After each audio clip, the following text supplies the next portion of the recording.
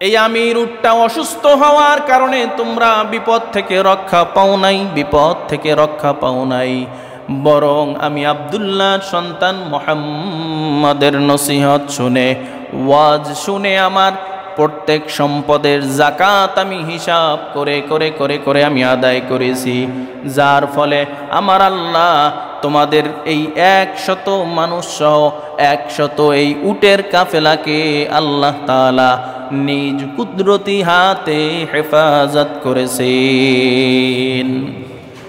আব্দুল্লাহ সন্তান যেহেতু সত্য বলেছে, আমি আব্দুল্লাহ সন্তান মুহাম্মাদের হাতে হাত দিয়া কালেমা পড়ে মুসলমান হয়ে যাব।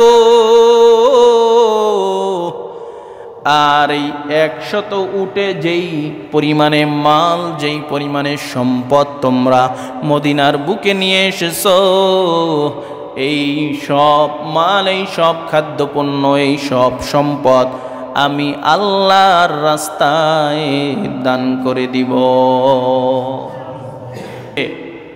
আব্দুল্লাহ সন্তান মুহাম্মদ যদিও ভিন্ন একটা ধর্মের দাওয়াত দেয়, কিন্তু আব্দুল্লাহ সন্তান মুহাম্মদ ছোটবেলা থেকে জেনে আসছি তিনি আল আমিন, তার জীবনে একটা বিন্দু পরিমাণে মিথ্যা কথা নেই। যেহেতু আব্দুল্লাহ সন্তান মুহাম্মদ আমাদেরকে বলছে, তার সাহাবীদেরকে নসিহত করতেছে, সম্পদের জাকাত দিলে ওই সম্পদের কোনো ক্ষতি হয় না, আমিও জাকাত দিব। মহিলা কিন্তু ইয়াহুদি। এবার ইয়াহুদি মহিলা হিসাব করে করে সুন্দরভাবে তার জাকাতগুলো আদায় করে, প্রতি বছর হিসাব করে করে সম্পদের হিসাব করে নির্দিষ্ট সম্পদগুলো তিনি দান করে দেয়, সদকা করে দেয়, জাকাত আদায় করে দেয়। একবার মদিনা থেকে বিশাল একটা ব্যবসায়ী কাফেলা মিশরের উদ্দেশ্যে ব্যবসার মালামাল আনার জন্য চলে গেছে। এখন তো আমাদের সমাজে ট্রাকের মাধ্যমে ব্যবসার পণ্যগুলো আমদানি হয়, রপ্তানি হয়, বিভিন্ন জায়গায় বাজারজাত হয়।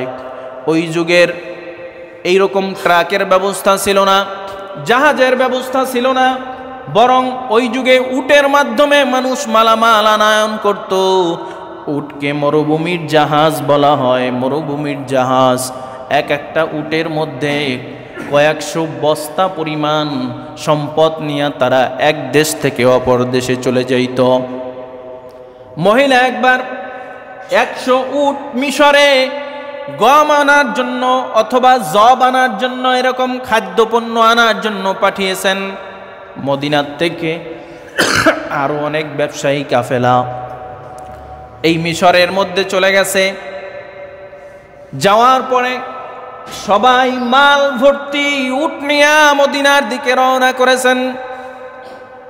কয়েকদিন পথ সফর করার পরে সব ব্যবসায়ী কাফেলার উটগুলো ডাকাতের কবলে পড়ে গেলেন। সবাই ডাকাতের কবলে পড়ে গেলেন। সব ব্যবসায়ী কাফেলার মালগুলো, সম্পদগুলো ডাকাত ছিনতাই করে রেখে দিল। মদিনার অলিগলিতে খবর হয়ে গেছে, মদিনার থেকে যেই ব্যবসায়ী কাফেলা মিশরের মাল আনার জন্য, খাদ্যপণ্য আনার জন্য গেছিল, অমুক জায়গায় পথে মধ্যে ডাকাতের কবলে পইরা সব মাল, সব খাদ্যপণ্য হারায় ফেলছে। কেউ আহত হয়েছে, কেউ বা পালায়া ভেগে চলে গেছে, কেউ বা উট ফালায়া চলে গেছে। যে যেভাবে পারে তার জীবনকে বাঁচিয়েছে। এবার মহিলা চিন্তা করে, না না, এটা কোনোদিন হতে পারে না, এটা আমি মানতে পারি না। আব্দুল্লাহ সন্তান মুহাম্মদ হলো আল আমিন।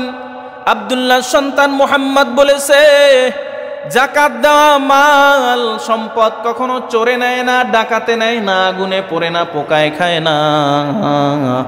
যদি এইবার আমার মাল সম্পদ ডাকাতি হয়, আমি আব্দুল্লাহর বেটা মুহাম্মদকে ছাড়ব না।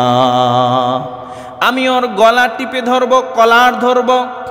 কেন এভাবে চরম একটা মিথ্যা কথা এই মদিনার বুকেও প্রচার করল। এবার মহিলা দিশেহারা, এক এক দল ব্যবসায়ী কাফেলা আসে, আর তিনি নিশ্চিত হয় যে তাদেরকে আসলেই ডাকাতে পেয়েছে, তারা ডাকাতের কবলে পড়েছিল। একদিন পরে তার ব্যবসায়ী কাফেলা চলে আসছে, তিনি ঘরের মধ্যে অবস্থান করতেছেন। ইতিমধ্যে শুনে ঘরের চতুর্দিকে উটের আওয়াজ, আর এই আওয়াজ দেয় মালগুলো নামাও, গুদামের মধ্যে ভরো। মহিলা আশ্চর্য হয়ে ঘর থেকে বেরিয়ে দেখে এক না দুই না এক একটা করে গুনে গুনে দেখে তার 100 উট অক্ষত অবস্থায় মাল বোঝাই নিয়া মদিনার মধ্যে হাজির হয়ে গেছে। মহিলা এইবার সর্দারকে ডাক দিছে। সর্দার, আমাদের ভাষায় যাদেরকে বলি ম্যানেজার, সর্দারকে ডাকলেন। কি ব্যাপার? মদিনার মধ্যে খবর হয়ে গেছে তোমরা নাকি ডাকাতের কবলে পড়েছো। মদিনার সব কাফেলাগুলো মাল হারায়া, খাদ্যপণ্য হারায়া সবাই মদিনার মধ্যে ফিরে আসছে, তোমরা তো মাল বোঝাই নিয়া মদিনার মধ্যে প্রবেশ করছো, ব্যাপার কি? এবার সর্দার ডাক দিয়া বলে, ও আমাদের লিডার, ও ম্যাডাম শোনেন, আমরা ব্যবসায়ী কাফেলার ওই সব কাফেলাগুলোর মধ্যবর্তী অবস্থান করতেছিলাম। হঠাৎ করে রাতের বেলা আমাদের আমির উট, আমাদের লিডার উট, 100 উটের একটা উট আমির উট, যেই আমির উটটা সামনে থাকে ওই আমির উট যেই দিকে যায় পিছনের 99টা উট ওই দিকে যায়। ওই 100 আমির উটের মধ্যে একটা মাত্র আমির উট, 100 উটের মধ্যে একটা আমির উট রাতের বেলা পাথরে আঘাত খাইয়া আমাদের আমির উটের পাটা একটু মস্কে গেছে, ভেঙে গেছে মনে হয়। আমির উটটা তিনি বসে পড়ছে, মাল বোঝাই তিনি বসে পড়ছে, সাথে সাথে পিছনে টাস টাস টাস টাস করে 99টা উট বসে গেছে। আমি এত চেষ্টা করলাম, উট দাঁড়ায় না। আমি মনে করলাম মারাত্মক মনে হয় পায়ে কোনো আঘাত খেয়েছে, আমরা তো বিপদে পড়ে গেলাম। এই উট যদি না চলে, আমাদের সাথে যেই খাদ্য পণ্যগুলো আছে এগুলো নিয়ে আমরা অনেক বড় মস্ত বড় বিপদের মধ্যে পড়ে যাব। চেষ্টা করলাম, উট দাঁড়ায় না। যখন সকাল হয়ে গেছে, কোনো চিকিৎসা ছাড়াই আমাদের উট উঠে দাঁড়াইছে। সুবহানাল্লাহ, সাথে সাথে 99টা উট দাঁড়ায় গেছে। আমরা আবার মদিনার দিকে পথ চলা শুরু করলাম।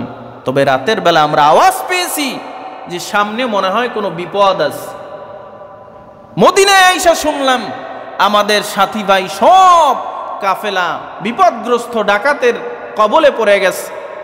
কিন্তু এই আমাদের এই আমির উটটা অসুস্থ হওয়ার কারণে আমরা এই বিপদে পড়ি নাই।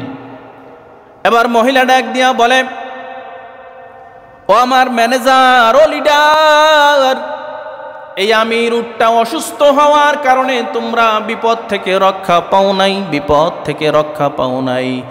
বরং আমি আব্দুল্লাহ সন্তান মুহাম্মাদের নসিহত শুনে, ওয়াজ শুনে আমার প্রত্যেক সম্পদের জাকাত আমি হিসাব করে করে করে করে আমি আদায় করেছি, যার ফলে আমার আল্লাহ তোমাদের এই 100 মানুষ সহ 100 এই উটের কাফেলাকে আল্লাহ তাআলা নিজ কুদরতি হাতে হেফাজত করেছেন।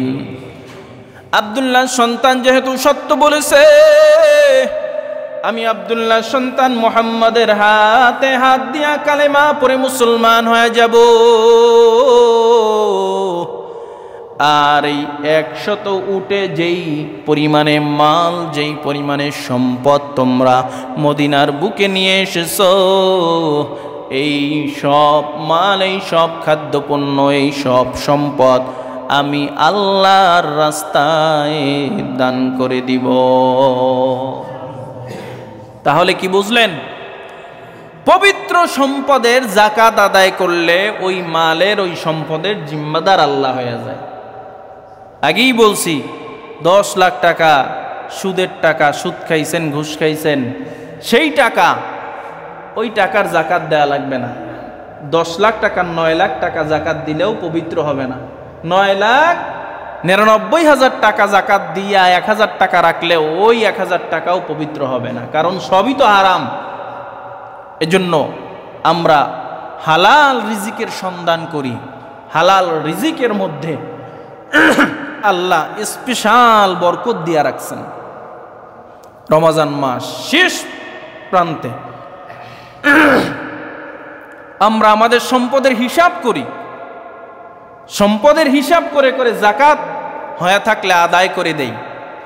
যদি জাকাত নাও হয় তারপরেও জাকাত না ভেবে 40,000 টাকা থাকলে 1,000 টাকা আল্লাহর রাস্তায় দান করে